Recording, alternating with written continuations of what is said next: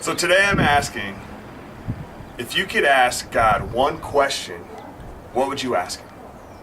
Is there really a heaven or a hell? I'd probably have to ask him what his will is, what's his will for me and for everyone else, and what he wants us to do with our lives to please him. I'd probably ask, will I ever be able to see my daughter? She passed away 8 years ago. And the reason why I would ask her is because I love her very much. How did you build yourself? You were a baby, but no one made you. But how did you make? Who made you then? With everything that's going on in the world today, when is the rapture going to be? Okay, how does Jesus help the sick? Through praying. Yeah.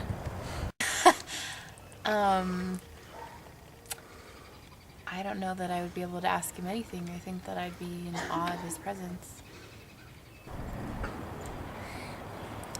Why did you want to die for our sins?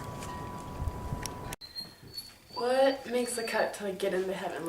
Am I good enough? Why don't you start by telling us about Alpha and kind of its impact on you personally as a participant? My wife and I, when we first showed up to this church, we were kind of just searching, trying to find a way in and fit within the community of the church. And we found Alpha. And the moment that we stepped in the doors into Alpha, we knew this is exactly where we needed to be.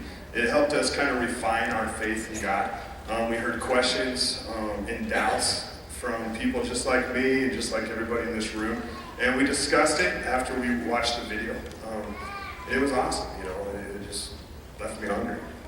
So if somebody's sitting here tonight and saying, I'm not sure I want to jump into Alpha, one last word, what would you say to somebody tonight, whether or not they should go to Alpha? Well, first I'd say you're missing out. For one, the free dessert that's coming up. But as well, though, seriously, it's just a fun, it's a fun environment. It really is a fun environment, and like I said, we don't judge, we don't critique. We're just there to listen and share our stories and try to help each other out along the way. That's great. Thanks, Ben. Again, you can thank you.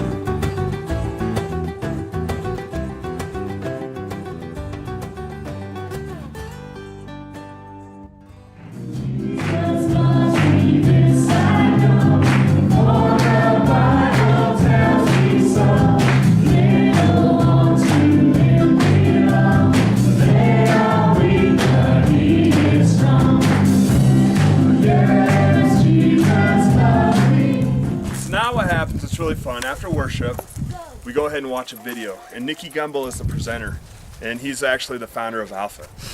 After we watch the video, we go ahead and have a discussion. And the discussion can include any question you want to ask, whether it's about religion or just how your day's going. So I hope you enjoy. And he spoke on the subject of healing. And I'd heard talks before on healing, and that was fine. But then he said at the end of the talk, now we're going to have a coffee break. And when we come back from coffee, we're going to do healing. Well, we had never done healing before. And so we had a very long coffee break. Everyone was having more cups of coffee and third cups of coffee. And then we came back in, and the people who'd been at the front felt it would be selfish to keep their seats. And so they moved up to the back. Then he said that his team had been praying and that they'd had a number of words of knowledge. And he defined words of knowledge like this: a supernatural revelation of facts about a person or situation which is not learnt by the efforts of the natural mind, but is made known by the Spirit of God. This may be in the form of a picture, a word seen or heard in the mind, or a feeling experienced physically. Well, let me ask you a question about getting into tonight. The power of healing. Does anybody have a story they'd like to share that they've experienced in any way, shape, or form? It's a cliche, but any way, shape, or form. Has anybody ever experienced healing through prayer? There's lots of injustice in life. You guys contributed to miracles. I don't know, this praying thing. I think they say there's no such thing as a soldier in a foxhole that's under fire, that there's an atheist. And I don't know, I've never been in a foxhole with guns shooting at me, but I think it'd be hard for me. I'm just bitter towards it, guys. I think I'm bucking my head against what you guys believe in. The way I see it is we got the best deal, best tire deal ever, lifetime warranty. No matter how hard you are on the tread, when it breaks, take it in and they'll fix it for free. That's a good analogy. And he does every day. And I'm hard on my tires. Hard on my tires every day. And every day I don't take them in when I'm supposed to. At the end of the week, I look how bad they're trashed.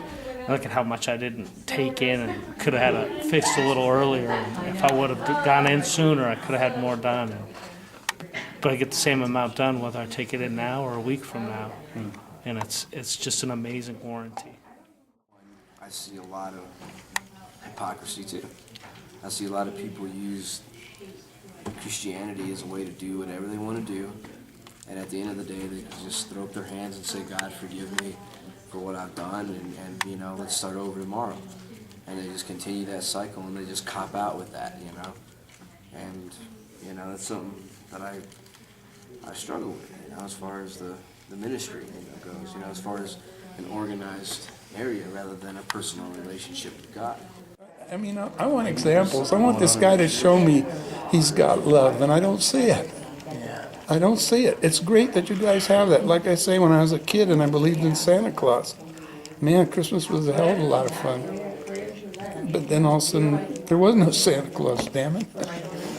But if you guys have your Santa Claus, and I'm either right or you're right. And you're probably better off believing in your Santa Claus, like my Christmas was. But I can't be a hypocrite and say I'm buying it and fear death and I'm going to hell because I don't. I can't buy it. I look at my family and the kind of people they were, and I didn't see the hypocrisy that I see in a lot of Christians. I'm not saying there's a lot of wonderful Christians and they're doing a lot of great things in the world. They're doing a lot of good things, building hospitals and sending food to third world countries or whatever. But it's not real for me, guys. It's just not real. Well, I'm just asking you guys what you think about that call and like what that call means to you. It forces, just a question. If I were to go actually do those things, well, that would force me to have to believe. Because I myself, I'm a skeptic. Still, I believe in God, and I know He can do those things, and I know Jesus can do those things. But yet I want to take it into the flesh, and why can't I? Well, because I stuck I in there, and I know that. I can't have I in there. It's not me. It's Him through me, just like what Nikki said. But when you do that, then you have to accept it. And to accept it, that's a huge, huge, huge step. Because that means I need to change even more. That means I have to even grow more. That's a big step. That's tough.